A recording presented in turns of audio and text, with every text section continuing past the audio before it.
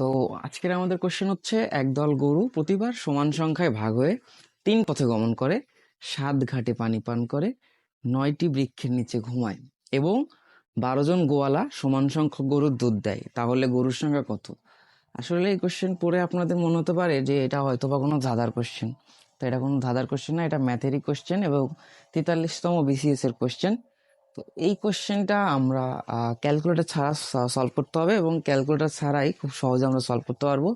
তো প্রথমত আরেকবার আমরা একটু পড়ে নিই। একদল গরু প্রতিবার সমান সংখ্যায় ভাগ হয়ে 3 পথে গমন করে। খেয়াল করেন, 3 পথে গমন করে, 7 ঘাটে পানি পান করে, 9টি বৃক্ষের নিচে ঘুমায় এবং 12 জন গোয়ালা সমান সংখ্যক গরুর দুধ দোয়ায়। তাহলে গরুর সংখ্যা কত? তো ক্যালকুলেটর ছাড়া করতে গেলে আমাদের দেখতে হবে, আমাদের সংখ্যাগুলো পিক করতে হবে। এখানে সমান সংখ্যায় ভাগ হওয়ার পরে দেখেন 3 পথে গমন করে, 7 ঘাটে পানি পান করে, 9টি বৃক্ষের নিচে ঘুমায় এবং 12 জন গোয়ালা সমান সংখ্যক গরু দুধ দেয়। তাহলে আমরা 4টি সংখ্যা পাইছি, 3, 7, 9 আর 12। আমরা যদি এই 4টি সংখ্যা লসাগু করি, লসাগু করলে আমরা যে সংখ্যাটা পাবো ওই সংখ্যাটাই হবে গরুর সংখ্যা। তো আমরা যদি ক্যালকুলেটর ছাড়া কাগজে কলমে কোনো কিছু না লিখে এটা করতে চাই, তাহলে লসাগু কেমন হবে দেখেন। 3, 7, 9, 12 এর ভিতর থেকে সব থেকে বেশি কমন যায় 3 দিয়ে। 3 দিয়ে কমন গেলে এখানে ধরেন 1, এখানে 7ই থাকে, এখানে থাকে 3, এখানে থাকে 4।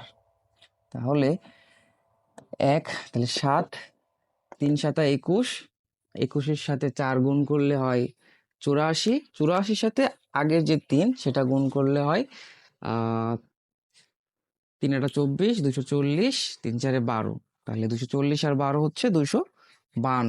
আমরা যদি এই 4টি সংখ্যা লসাগু করি, প্রথম সংখ্যা 3, দ্বিতীয় সংখ্যা 7, তৃতীয় সংখ্যা 9, চতুর্থ সংখ্যা 12।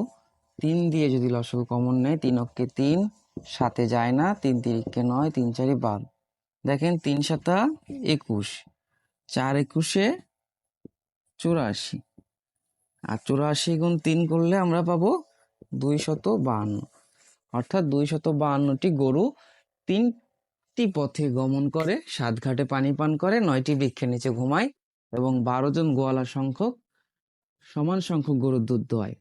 তো এই কোশ্চেনটা আমরা এইভাবে সহজে সলভ করতে পারি। এই টাইপের কোনো কোশ্চেন দেখলে আমরা অবশ্যই সংখ্যাগুলো পিক করব এবং তাদের ভিতরে লসাগু করে যে মানটা আসবে সেই মানটাই আমাদের অ্যান্সার হবে।